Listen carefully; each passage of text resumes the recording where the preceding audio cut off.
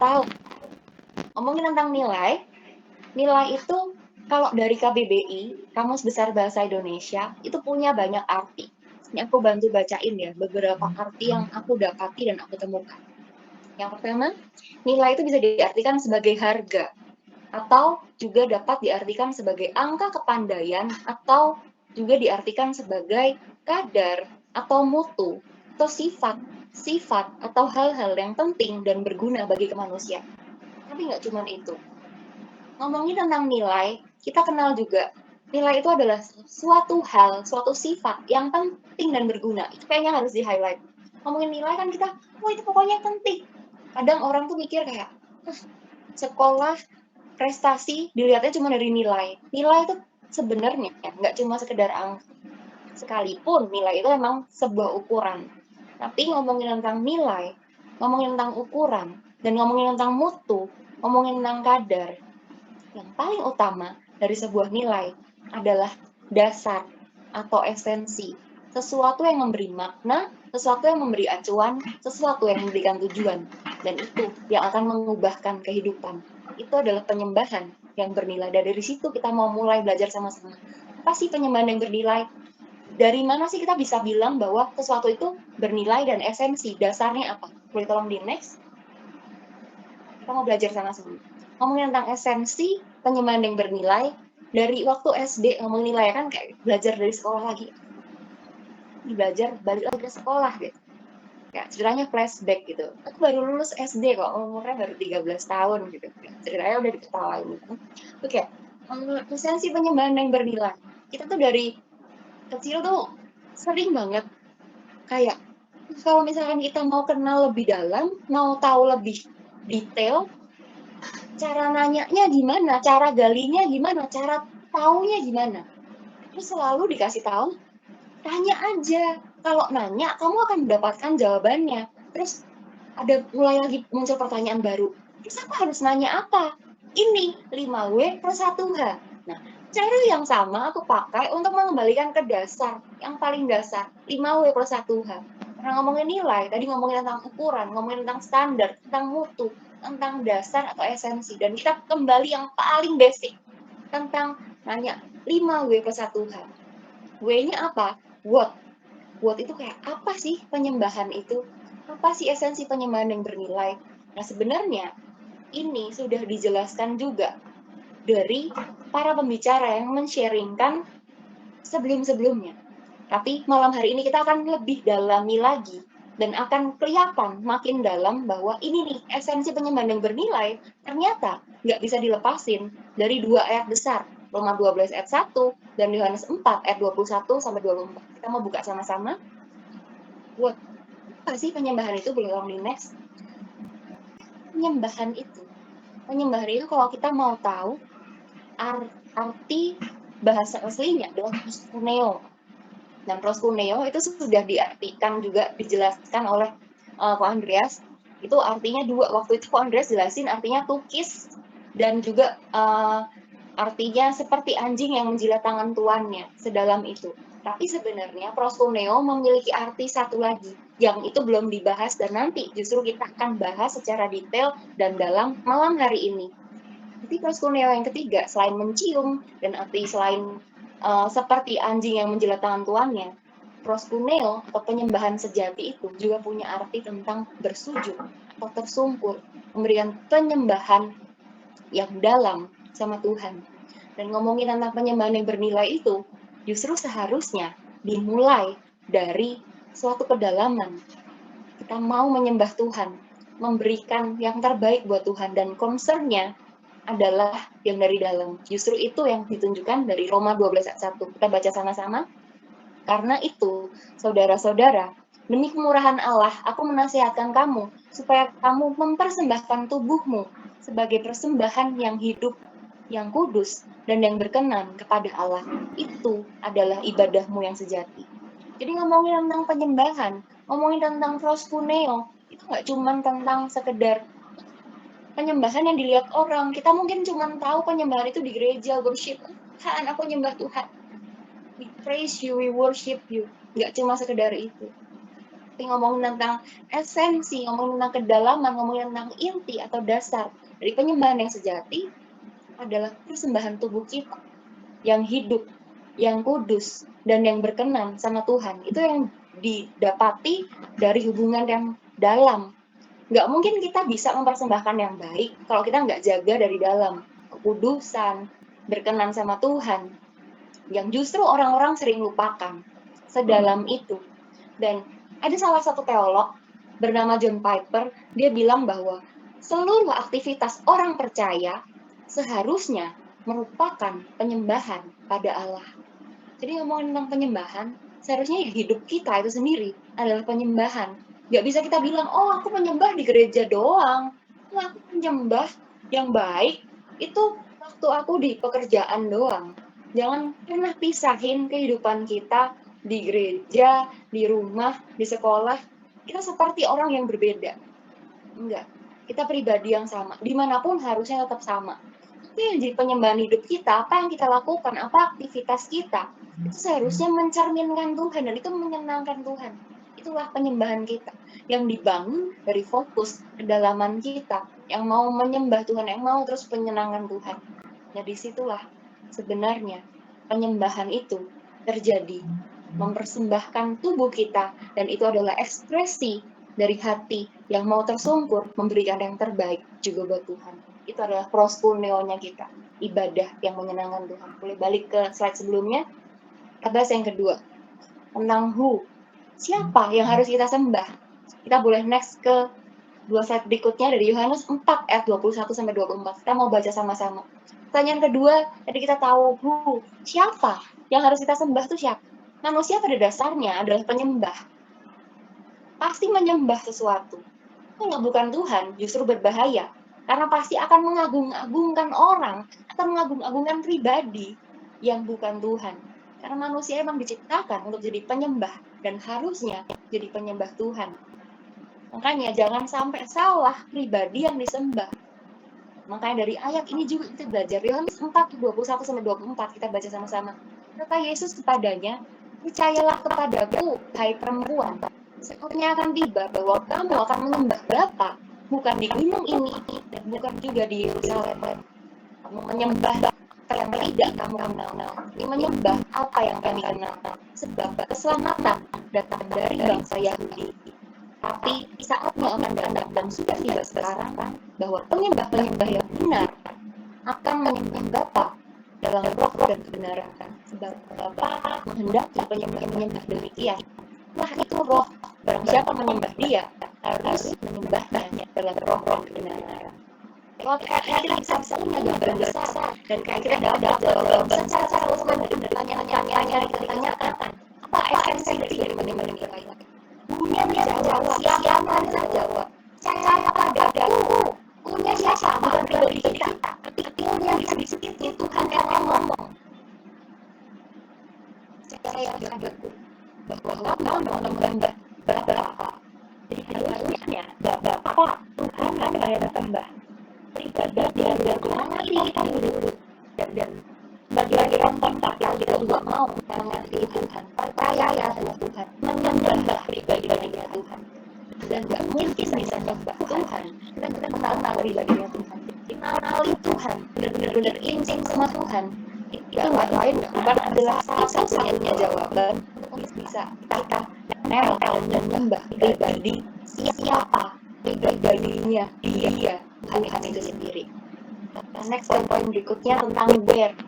Where itu kalau kita lihat di slide tadi sebelumnya ngomongin esensi, kita tanya di mana? Terus kalau disembahnya itu di mana? Ngomongin di mana? Kalau kita lihat di ayat ini bukan di gunung, bukan juga di Yerusalem. Mungkin kita selalu punya stigma kayak penyembah harus di gereja, penyembah harus di tempat ini, aku bisa berfungsi, aku bisa berkarya.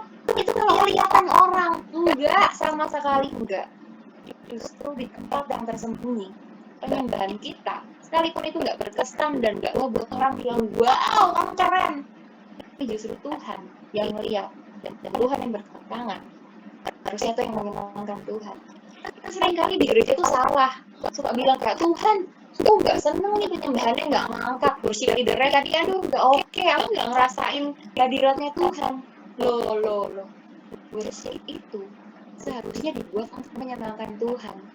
Tadi kayak arti dari postuneo itu, kukikis seperti anjing yang menjilat tangan tuannya. Menyenangkannya siapa? Tuhan, Bapa. Kenapa kamu yang mau disenangkan? Ngomongin tentang tersungkur di hadapan siapa? Bersujud di hadapan siapa? Bersujud di hadapan Tuhan. Terus kenapa kok worship leader itu harus menyenangkan hatimu dengan lagu-lagu yang menyukakanmu? Apakah kamu mau menjadi Tuhan dari itu? Ini aku ngomong seperti ini juga teguran buat hatiku. Karena aku sering kali kalau dengan konsep yang salah, dengan pribadiku yang punya perspektif yang lama, aku bisa aja dengan mudahnya kayak bilang, duh, aku nggak ngerasa seneng ya, aku nggak ngerasa happy ya dengan worship yang tadi dinyanyiin di gereja. Aku kayaknya nggak pas deh. Kayaknya ibadahnya gitu-gitu aja. Kayaknya ibadahnya nggak ngangkat. Kayaknya aku nggak bisa ngerasain hadirat Tuhan. Harusnya yang ditanyakan adalah hati kita. Kita beribadah, kita memberikan penyembahan kita. Harusnya kita memberikan ke Tuhan, bukannya kita mendapatkan sesuatu. Jadi jangan pernah mikir kayak, oh di mana aku bisa mendapatkan sesuatu. Bukan. Di mana kita bisa memberikan sesuatu. Bukan di gunung, bukan di Yerusalem. Di setiap tempat. Secara khusus di tempat-tempat yang paling tersembunyi, di tempat-tempat yang paling nggak kelihatan sama orang. Justru di situ Tuhan selalu melihat. Sebab Tuhan selalu melihat yang tersembunyi. Kita boleh next ke berikutnya. Esensi apa lagi yang kita mau cari tahu? Esensi when, kapan. Ngomongin tentang kapan, nggak bukan adalah sekarang. Tadi kok Andreas juga sempat bilang, kalau misalkan nanti 5 menit lagi dipanggil pulang Tuhan, 10 menit lagi, 1 menit lagi itu pun kita nggak akan pernah tahu kita bisa hidup sampai kapan. Nafas bisa diberhentiin kapan aja. Tadi lihat berita ada gempa bumi di mana, ada badai di Amerika di mana, nggak akan pernah tahu. Kejadian rumah bisa kebakaran, apapun bisa terjadi dan nyawa bisa hilang. Makanya jangan pernah sia-siain kesempatan atau waktu kehidupan. Karena kita nggak pernah tahu kita hidup sampai kapan. Dan kalau kita punya orang-orang yang disayang, pasti kita akan juga memberikan yang terbaik. Nah, kenapa? Kalau kita sama manusia aja kita bisa seolah-olah mau intim, mau connect terus. Tapi kok sama Tuhan enggak? Waktunya kapan? Kamu bisa bilang kayak, Tuhan aku mau nyembah Tuhan. Tuhan aku mau memberikan yang terbaik buat Tuhan. Tapi kapan? Kamu mau saat teduh kapan? Nanti Tuhan kalau pagi aku ngantuk. Kalau malam, aduh aku juga udah lelah. Aku lakukan sambil tiduran lalu aku aminnya besok. Seringkali kita bilang kayak gitu. Seringkali kita kayak ngomong, aku mau jadi penyembah Tuhan. Aku mau penyembah aku kan sekarang. Sekarangnya tapi kapan? Itu yang jadi pertanyaan. Itu yang jadi hal yang terus ditanyakan. Kita sama-sama punya waktu 24 jam setiap orang. Nggak ada perbedaan. Tuhan nggak beda-bedain. Itu sama dikasih ke setiap orang. Dan itu juga berkat gitu. Itu juga sesuatu yang kita punya. Tuhan nggak pilih kasih. Tapi kamu mau nggak memanfaatkan itu? Kamu mau nggak lakuin penyembahanmu sekarang? Sebab penyembahanmu jangan pernah dilakukan penundaan. Karena kamu nggak pernah tahu hidup sampai kapan. Kan tersungkur, bersujud harus dilakukannya kapan? Sekarang. Ini kayak sebuah reminder juga. Bukan cuma buat teman-teman, tapi kan pedang ke firman, itu kan pedang bermata dua. Juga ke saya. Kalau saya bilang kayak gini, saya juga diingetin lagi bahwa waktu kamu bisa sharingin ini ke orang, bisa nggak kamu bangun hidupmu setiap waktu menyenangkan Tuhan, setiap waktu jadi penyembahan buat Tuhan. Nah, malam ini kita belajar sama-sama. Apakah kita mau melakukan itu sekarang dan nggak ada lagi penundaan? Di situ esensi dari waktu sekarang, saatnya akan datang dan sudah tiba sekarang. Dari ayat ini kita tahu bahwa ini adalah esensi dari penyembahan yang bernilai. Gak ada penundaan. Gak ngomongin sayang sama Tuhan, tapi kita disuruh saat teduh atau memberikan yang terbaik, tapi bilang, aduh Tuhan nanti ya, aku masih harus beresin kerjaanku. Aduh Tuhan, aku diminta untuk pelayanan ini, tapi nanti dulu lah, aku masih pusing. Kayak aku harus balesin dulu chat temanku, aku harus balesin chat pacarku, atau aku harus telepon ini, atau aku harus pergi ke situ. Kapan? Pertanyaannya cuma simpel. Kapan? Mungkin keren, sederhana. Tapi dari pertanyaan sederhana-sederhana itu kayak apa? Siapa? Di mana? Kapan? Itu kalau dijawab dengan benar, di situ muncul esensi penyembahan, dan itu yang bernilai, itu yang jadi dasar, dan itu yang harusnya jadi standar yang menyenangkan Tuhan. Berikutnya, pertanyaan berikutnya, why? Kenapa? Kenapa kita harus nyembah Tuhan? Apa? Apa yang harusnya kita lakukan, dan ngapain, tujuannya apa? Kita boleh next sama-sama. Boleh tolong dibantu munculin, Andreas, next slide-nya. Tujuan penyembahan itu ada empat poin ini yang aku wrap up. Tapi sebenarnya ini dari serangkaian hal yang panjang. Kita boleh buka sama-sama, tapi nanti karena kita batasan waktu, nanti teman-teman boleh baca sendiri ya. Di Matius 15 ayat 29 sampai 31. Di situ ada Yesus menyembuhkan banyak orang sakit. Ceritanya seperti itu. Jadi kayak banyak orang berbondong-bondong datang kepada Yesus, membawa orang lumpuh, orang timpang, orang buta, orang bisu, dan banyak lagi yang lain. Lalu mereka meletakkan mereka pada kaki Yesus, dan ia menyembuhkan mereka semua. Ayo teman-teman boleh buka, boleh baca secara keseluruhan dari Matius 15 ayat 29 sampai 31. Tapi intinya kita baca sama-sama di Matius 15 ayat 30. Kemudian orang banyak berbondong-bondong datang kepadanya, membawa orang lumpuh, orang timpang, orang buta, orang bisu, dan banyak lagi yang lain. Lalu meletakkan mereka kepada kaki Yesus, dan ia menyembuhkan mereka semua. Ngomongin tentang meletakkan mereka pada kaki Yesus. Ini kalau dibahas, di breakdown setiap kata per katanya, ngomongin tentang meletakkan pada kaki Yesus, itu tuh menunjukkan bahwa sesuatu yang dipersembahkan di bawah kakinya Tuhan Yesus. Ngomongin tentang persembahan, tapi yang dipersembahkan ini apa? Justru orang-orang yang sakit, justru orang-orang yang dibawa ke kaki Yesus itu ekspresi dari penghormatan. Kalau orang di zaman itu memberikan sesuatu ke bawah kaki, itu tuh menunjukkan bahwa orang itu dihargai, orang itu dihormati, dan itu penghormatan. Cara penghormatan ditaruhnya di bawah kaki, bukan di tangan, bukan di kepala gitu. Tapi di bawah kaki itu menunjukkan bahwa kita menghormati kamu punya derajat yang lebih tinggi untuk kami hormati. Dan makanya akar kata yang tadi kita belajar dari Proskune yang mau kita bahas hari ini adalah tersungkur. Dan ngomongin tentang tersungkur, orang datang tersungkur di hadapan Tuhan. Kayak kita tuh sadar nggak sih, sebagai orang Kristen ngomong tentang penyembahan Tuhan, aku mau nyembah Tuhan, aku tersungkur, aku bersujud di hadapan Tuhan. Tapi ternyata banyak loh motif terselubung. Ternyata apa yang dibawa ke bawah kaki Yesus? Orang-orang sakit mau apa? Berharap kesembuhan. Salah nggak? Nggak salah.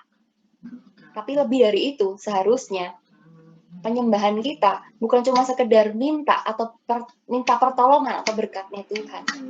Ini esensi yang harusnya kita sadari. Tujuan penyembahan nggak salah untuk meminta pertolongan atau berkat Tuhan.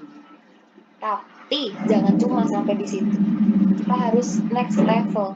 Nah, kalau kita mau belajar next level, ngomongin tentang meminta pertolongan dan berkatnya itu, ternyata ada loh orang yang meminta pertolongan dan berkatnya dengan menyembah, dengan melakukan penyembahan di ayat-ayat sebelumnya. Di Matius 15 ayat 21 sampai dengan 28, kalau teman-teman nanti mau baca, teman-teman bisa temuin perikop tentang perempuan Kanaan yang percaya. Dia datang ke Tuhan Yesus untuk bisa minta pertolongan buat anaknya, karena anaknya perempuan itu tuh kerasukan setan dan sangat menderita. Terus Tuhan Yesus di ayat 23 dibilang bahwa Tuhan Yesus sama sekali tidak menjawabnya. Lalu murid-muridnya datang dan meminta kepadanya, suruhlah ia pergi, ia mengikuti kita dengan berteriak-teriak. Perempuan ini pasti udah dengan susah hati, kayak, Tuhan aku mau datang loh sama Tuhan, Tuhan aku mau di hadapanmu Tuhan, di hadiratmu Tuhan, aku datang, aku cari engkau, aku minta tolongan Tuhan. Itu worshipnya dia datang menyembah, minta tolong sama Tuhan, bener-bener minta tolong sama Tuhan. Tapi yang dia hadapi apa? Ternyata bukan seolah-olah kayak nggak diterima sama Tuhan. Seolah-olah justru dia menghadapi tantangan atau rintangan atau dihalang-halangi sama murid-muridnya Tuhan.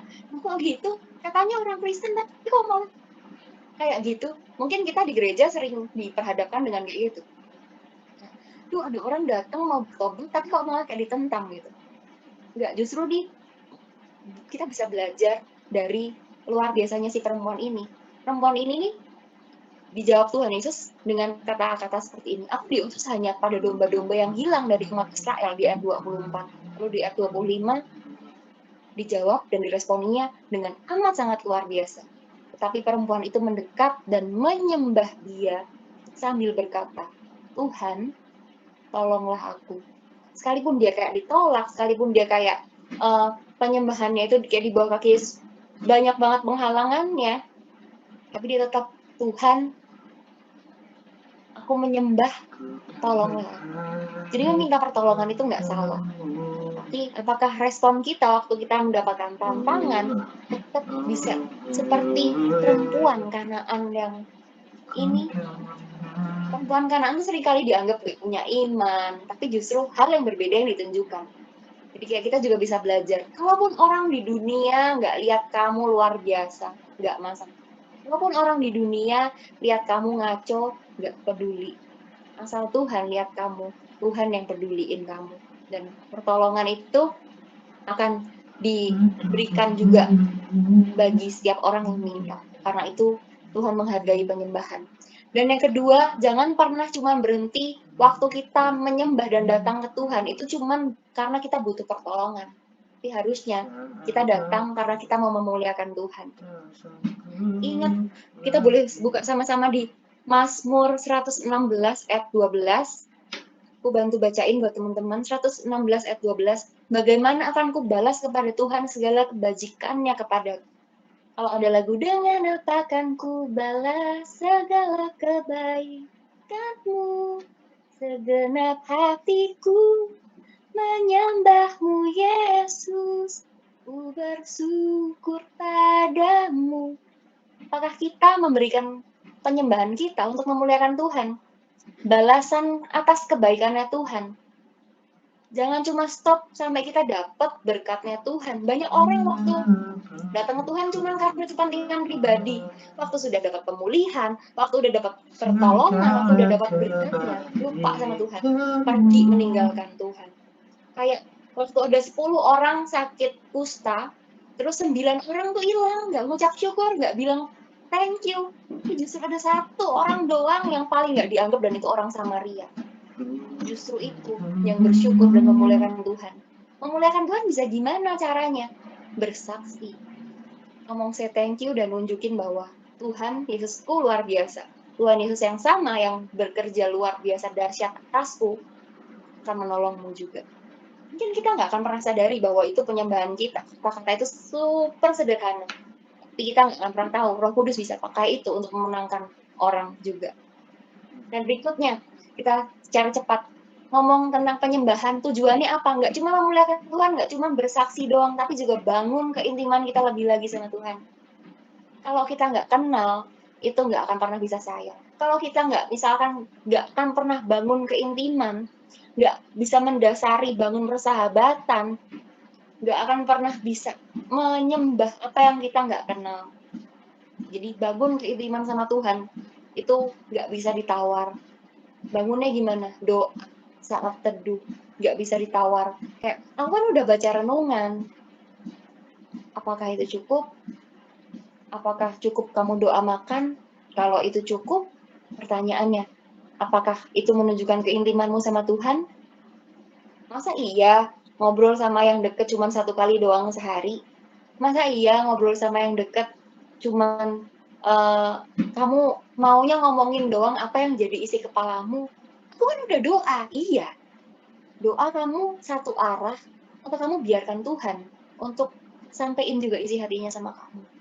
Ngomongin tentang membangun keintiman nggak cuma satu sisi doang. Ngomongin tentang membangun keintiman nggak cuma mau doang menyampaikan apa yang ingin kamu mintakan sama Tuhan. Tapi ngomongin tentang membangun keintiman juga tentang Tuhan yang memberikan sesuatu dan membangun hati kita, dan kita jadi makin melekat sama Tuhan. Dan yang terakhir, ngomongin tentang tujuan penyembahan, adalah waktu kita nggak cuma meminta pertolongan, nggak cuma meminta berkat Tuhan, tapi memuliakan Tuhan. Dan setelah itu terus membangun keimanan dan terus mau maju dan melayani Tuhan. Di Efesus 5 ayat 17 dikatakan demikian, sebab itu janganlah kamu bodoh, tetapi usahakanlah supaya kamu mengerti kehendak Tuhan. Itu kita udah ngerti apa yang jadi kehendaknya Tuhan, apa yang menyenangkan Tuhan, apa yang jadi penyembahan kita yang terbaik buat Tuhan, apa yang jadi rasa sujud syukurnya kita di hadapan Tuhan.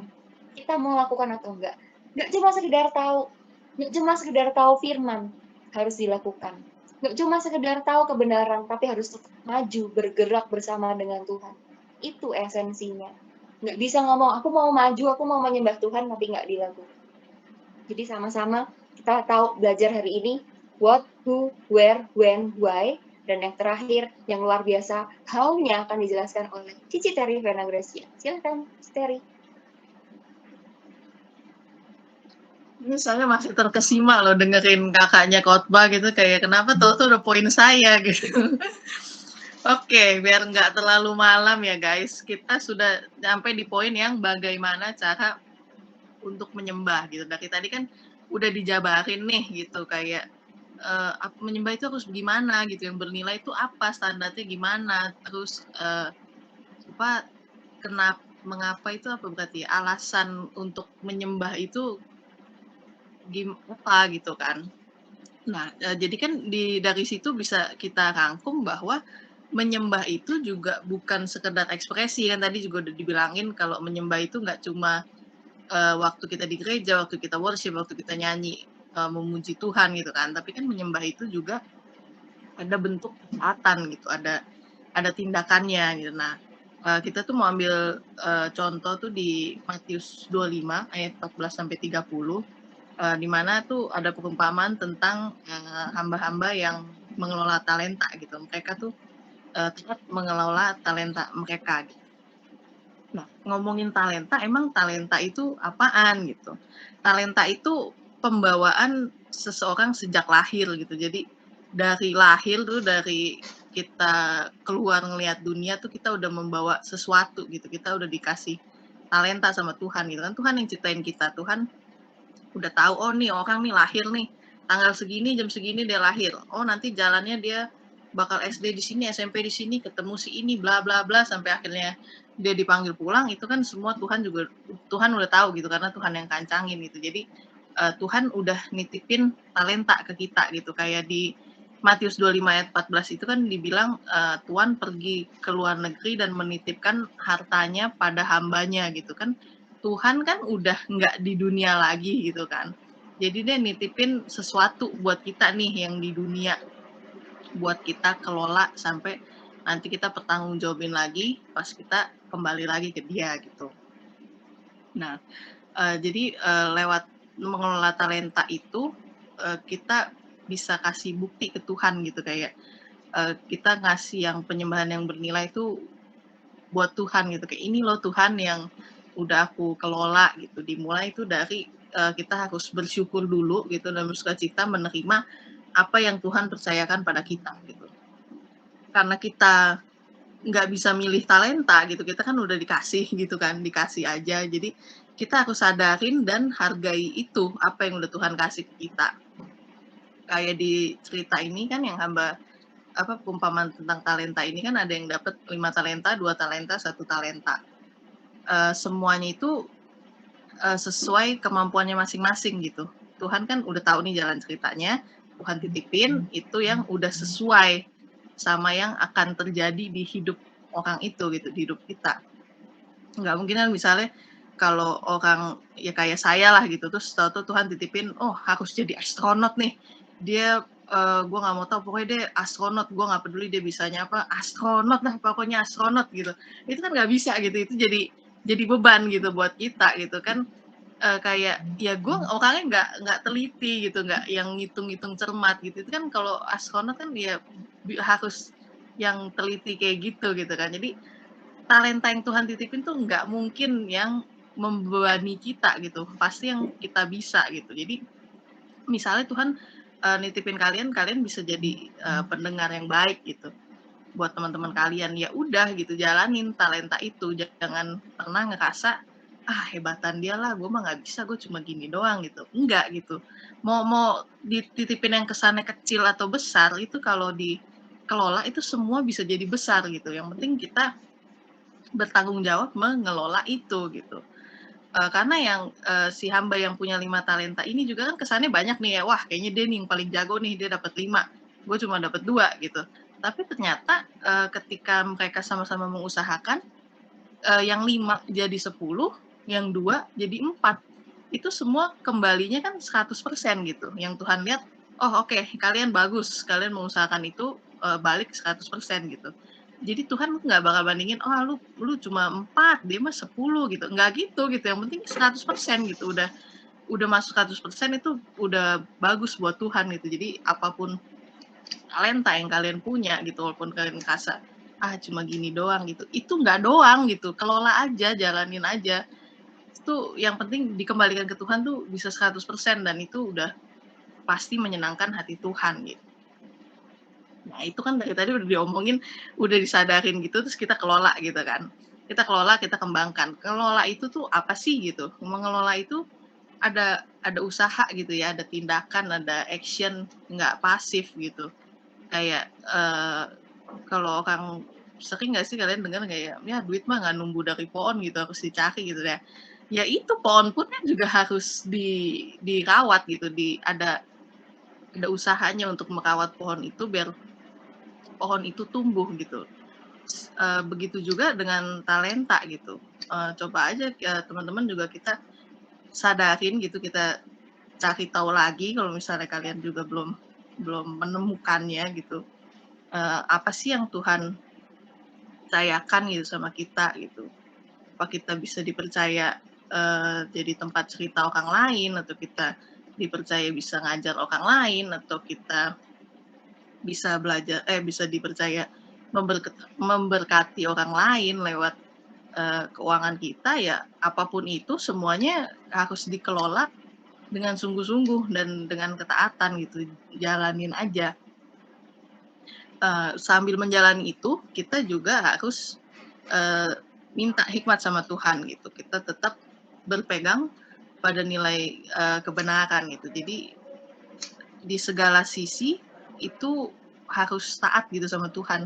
Nggak boleh kotak-kotakin Tuhan gitu, kayak di gereja aja deh yang ada Tuhannya, ntar kalau gue keluar dari gereja, serah gue lah, gue mau kerja gimana, gue mau bisnis gimana, atau gue mau ngomong kasar atau apa, serah lah, kan udah bukan di gereja gitu, nggak bisa gitu. Apapun yang kita lakukan itu semua harus bawa Tuhan gitu, bareng sama Tuhan gitu. Tuhan ada di semua dimensi kehidupan kita gitu. Terus gue pernah dengar quotes yang lumayan bagus gitu, always gives 100, nothing less gitu. Jadi nggak kurang dari 100% gitu. Jadi apapun yang kita yang dipercayakan ke kita, mau kita misalnya cuma ngobrol sama teman kita one on one gitu, dengerin cerita mereka, atau kita bisa sharing di beberapa orang, atau kita khotbah di depan mimbar ribuan orang, itu semua itu harus kita usahakan yang terbaik gitu. Harus tetap memberi 100% gitu, harus total gitu. Yang terakhir kita harus bertanggung jawab akan apa yang Tuhan percayakan. Kayak si 3 hamba itu kan mereka bertanggung jawab gitu ya, mereka mengusahakan itu dan pas diminta sama tuannya, dia bisa balikin nih gitu, dia bisa mempertanggungjawabkan itu. Karena yang bisa dipercaya perkara kecil kan akan dipercaya perkara besar gitu. Yang penting kita kan melakukannya dengan tanggung jawab. Semua yang harus kita kerjakan itu bukan hal yang kita nggak bisa gitu. Sebenarnya Tuhan tuh nggak nuntut kita untuk melakukan hal yang kita nggak bisa, tapi pasti itu semuanya sebenarnya kita sanggup, kita punya toolsnya gitu. Yang penting kita mau nggak gitu ngelolanya, mau nggak kita bertanggung jawab kan apa yang Tuhan percayakan gitu. Kayak apa aja sih emang yang harus contohnya gitu ya, kayak tanggung jawab apa sih yang Tuhan percayakan sama kita. Nah, kalau yang gue pelajarin, yang bisa dirangkum tuh ada 5 ini gitu. Dalam hidup tuh talenta menyembah gitu nggak cuma yang hal-hal yang kita pikir wow gitu, tapi hal-hal yang injek bumi juga gitu, paham nggak? Gimana ya injek bumi itu kayak yang kita lakukan sehari-hari gitu loh, yang kita berinteraksi setiap hari gitu. Jadi salah satunya itu hubungan dengan Allah, itu harus kita kelola gitu, hubungan dengan Tuhan tuh harus kita kelola. Hamba yang satu talenta ini, itu kan dia nggak mengembangkan apa-apa gitu, nggak menghasilkan apa-apa. Jadi kan karena talenta itu disembunyiin sama dia gitu kan. Berarti kan dia dari sisi hubungan dengan Tuhan itu dia nggak mengelola itu dengan baik gitu.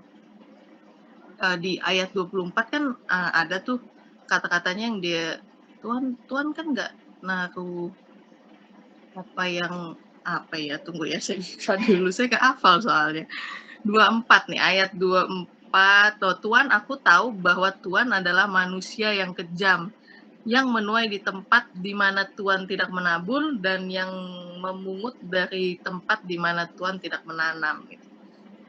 Itu kan dia nggak mengelola hubungannya dengan Tuhan gitu ya, maksudnya dia nggak kenal banget, nggak kenal secara pribadi sama Tuhan sampai dia bisa curiga kayak gitu, dia bisa nuduh kayak gitu, kayak, "Tuhan kan jahat gini, masa orang nggak bisa ini disuruh balikin ini?" Gitu. Itu nggak gitu, kalau dia punya pengenalan yang benar sama Tuhan, dia mengelola itu, hubungan itu kan nggak akan keluar statement kayak gitu. Jadi, si hamba yang satu talenta ini, itu tuh kayak orang yang mengotak-ngotakan Tuhan gitu. Jadi kayak di gereja, oke ini Tuhan, di luar gereja, Tuhan nggak ada, terserah gue mau ngapain, I do it my way gitu kayak orang mah. Jadi kayak gimana ya? Banyak kan gitu contohnya kayak artis-artis misalnya nggak menunjukkan imannya gitu, apalagi yang artis-artis Kristen kan ada juga beberapa yang kayak malu-malu lah gitu mengungkapkan imannya dengan alasan, oh ini kan hubungan sama Tuhan itu private gitu, nggak usah diumbar-umbar lah gitu. Nggak, tapi kan nggak bisa gitu loh di semua aspek itu kita harus bawa Tuhan gitu, kayak orang pacaran, oke, omongan dia sama pacarnya, ya obrolan mereka itu kan nggak mungkin dong diumbar kayak, "Oh gue kemarin nanya loh sama dia, dia lagi apa deh." Ini kan nggak usah, oke itu nggak usah diceritain gitu, itu bagian private-nya. Tapi kan hubungan itu tetap dong dibawa dibawa keluar gitu kayak, "Ini loh pacar gue," gitu, "Ini loh, main bareng yuk sama pacar gue," atau gimana, itu kan dengan bangganya dibawa gitu, ditunjukkan gitu. Jadi kita hubungan sama Tuhan juga gitu, nggak bisa cuma di gereja aja gitu, di semua tempat kita juga harus berani menunjukkan kita ini siapa gitu, kita ini anak-anak Tuhan gitu. Itu yang talenta pertama. Talenta kedua gitu, tanggung jawab yang harus kita kelola itu juga hubungan dengan manusia. Kita kan kenal dengan banyak orang, kita bertemu dengan banyak orang, itu semua yang gue yakin sih itu membawa sesuatu ya gitu. Kita nggak mungkin kita bisa kenal orang itu kayak ya untung aja lah kenal sama dia gitu kebetulan gitu, nggak ada gitu, semua kan udah direncanain, entah orang itu cuma semusim atau sampai beberapa musim gitu, itu tetap pasti ada pelajaran yang bisa kita ambil atau ada yang sesuatu yang terungkap gitu, maksudnya kayak lebih diingetin gitu. Waktu gue temenan sama dia nih, gue belajar jadi orang nggak boleh PHP misalnya gitu. Terus temenan sama dia gue diingetin apa gitu, itu kan pasti ada pengingat-pengingat yang membangun kita juga jadi orang yang lebih baik gitu. Dan di semua kita kenal sama semua orang, peran kita juga beda-beda gitu, kayak kita di rumah ya kita jadi anak gitu, kita di tempat kerja kita jadi rekan kerja, kita jadi main sama teman kita ya kita jadi teman mereka yang membangun gitu, yang dengerin, yang bisa bantu gitu. Itu kan suatu tanggung jawab yang harus dikelola gitu ya, karena kan hubungan tuh dua arah gitu, nggak bisa kalau yang satu terus cari misalnya gitu, kamu gimana, apa kabar, lalala. Yang satu cuma jawab, ya baik, kasih, oke, gitu kan matiin omongan gitu ya, gitu. Tetap hubungan tuh harus diusahakan gitu, harus dikelola gitu dengan sebaik-baiknya. Yang ketiga, itu juga yang harus kita kelola adalah pekerjaan utama kita. Apapun yang kita kerjakan, misalnya kita belum suka sekalipun sama kerjaan kita, ya terus kita mulai coba sukain gitu ya, karena kan semua itu pemberian dari Tuhan gitu, Tuhan yang dititipin gitu. Kita kerjanya kan cuma untuk mengelola itu gitu, jadi kita harus mulai enjoy di situ. Kita coba, kita explore terus gitu apa yang bisa kita lakukan di pekerjaan kita gitu. Ada juga kan kadang orang merasa dia nggak bisa nih di bidang ini, dia nggak bisa, tapi tahu-tahu di hire gitu, diterima sama perusahaan itu. Berarti kan kita akan dituntut lebih gitu kan. Kalau orang udah jago, dia misalnya cuma kekuatan 20% semuanya jalan. Tapi kalau kita belum gitu jago, tapi kita bisa diterima, ya kalau kita harus kasih 100% ya kita kerjakan itu biar hasil kita juga maksimal, nggak kalah sama yang udah bisa tapi cuma 20% jalannya gitu. Ada ini nih tentang pekerjaan tuh ada nggak pepatah sih, kayaknya ini quote sekali ya dari film gitu, kayak jangan takut dengan orang yang bisa 1000 jurus, tapi takutlah kepada orang yang bisa 1 jurus tapi berlatih 1000 kali gitu. Jadi apapun yang kita lakukan, pekerjaan kita walaupun tadinya kita nggak suka atau kita pikir kita nggak bisa, kita latih terus gitu, kita kelola terus sampai kita mahir di bidang kita gitu, di bidang yang lagi Tuhan percayakan buat kita. Yang keempat itu ada kemampuan baru.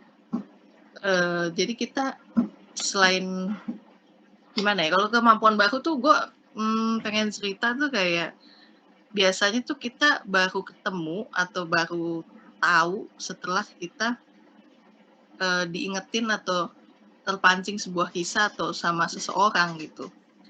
Jadi yang tadi khotbah nih, yang pertama tadi sharing, itu kan mentor saya tuh. Itu wah, dia mah wadidaw banget gitu deh ya. Kalau kalian kenal dia lebih dalam, itu dia super duper amat sangat awalnya sih kayak nodong terus gitu ya gitu kan. Awal kenal ya nggak mungkin gue langsung sedekat itu sama dia gitu. Awal kenal gue nggak gitu ladenin dia gitu. Oke, sebenarnya di teman-teman dekat gue zaman sekolah itu gue dikenal bisa bawel, anaknya bisa bawel gitu, bisa ngomong, bisa temenan lah gitu.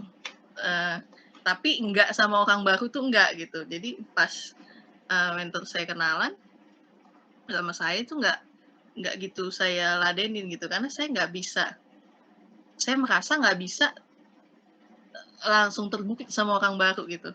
Lingkup pertemanan saya tuh kecil gitu, kayak temenan kemana-mana cuma bertiga gitu, dari sekolah cuma bertiga, geng kuliah juga cuma bertiga gitu, nggak lebih dari itu gitu, kayak karena yang kecil itu tuh benar-benar yang deket gitu, yang benar-benar tahu saya tuh dari A sampai Z.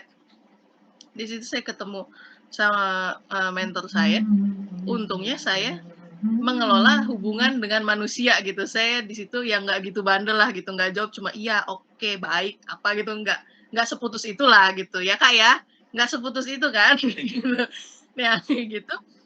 Dari situ jadi lebih kenal sama dia, didorong terus buat kayak disadarin gitu, kayak lu bisa tahu ngomong sama orang gitu ya, coba aja gitu, latih aja gitu. Dan dia tuh ngomongnya juga nggak pernah yang nyuruh atau teoritis atau yang gimana ya, yang ke aku kayak lu harus gini, lu harus gitu, kayaknya lu gini, enggak gitu. Dia juga lebih kasih contoh gitu loh, maksudnya ya udah karena kita ngobrol juga jadi lumayan intens, apapun keseharian dia gitu kan dia cerita.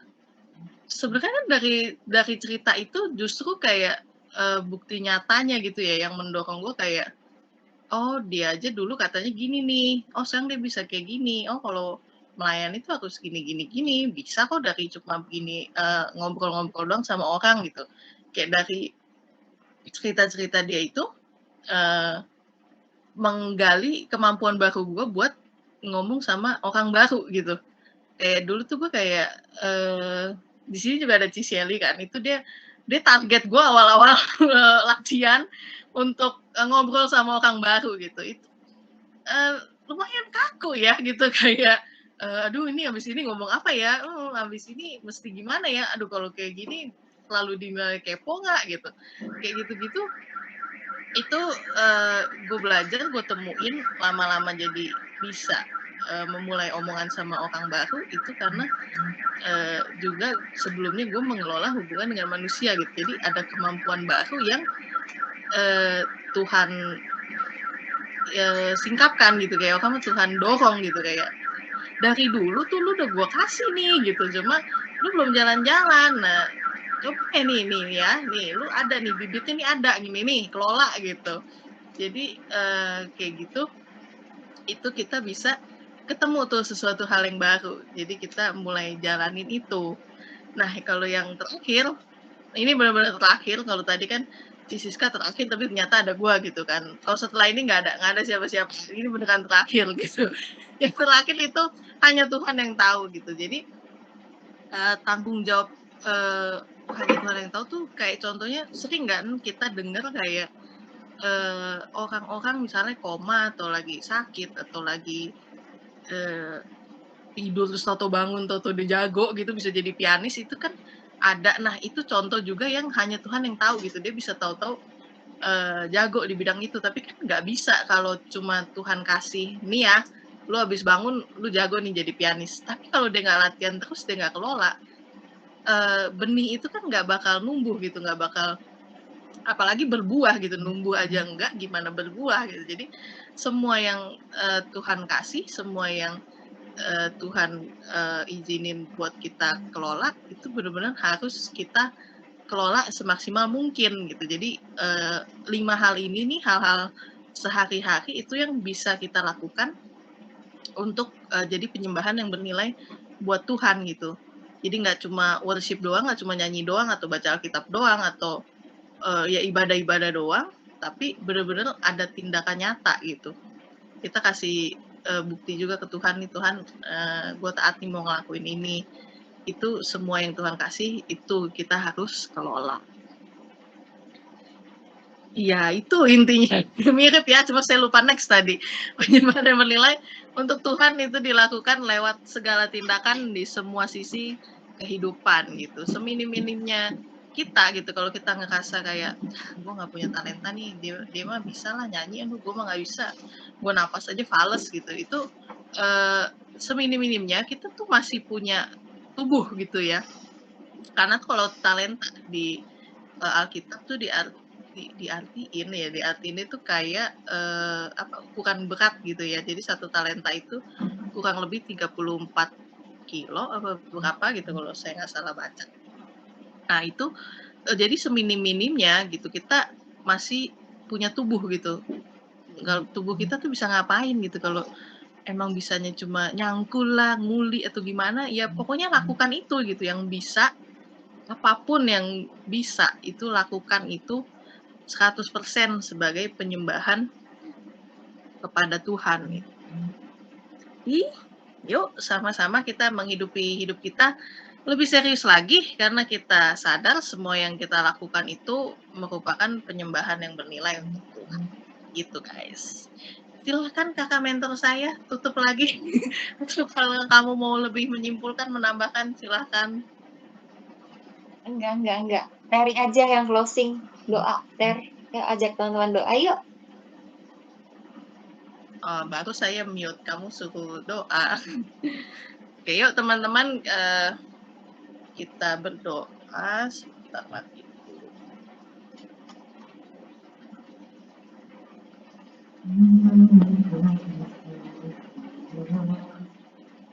Sus